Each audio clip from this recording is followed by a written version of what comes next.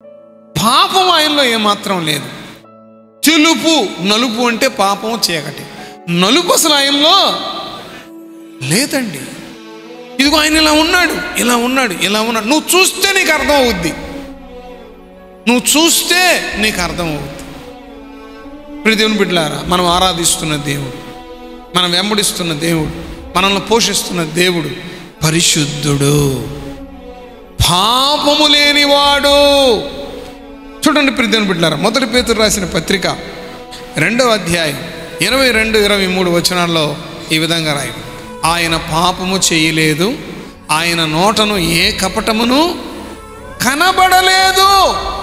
నోరు తెరిస్తే అబద్ధాలు, నోరు తెరిస్తే అబద్ధాలు, నోరు తెరిస్తే డబుల్ మీనింగ్ డైలాగులు, నోరు తెరిస్తే ఎదుటివాడి కొంప కూల్చే మాటలు, నోరు తెరిస్తే దేవునికి ఆయాస్కరమైన సంభాషణ, నోరు తెరిస్తే అపవిత్రమైన ఆలోచనలు, అపవిత్రమైన ఆలోచనలు. ఆయన నోట కపటము లేదు.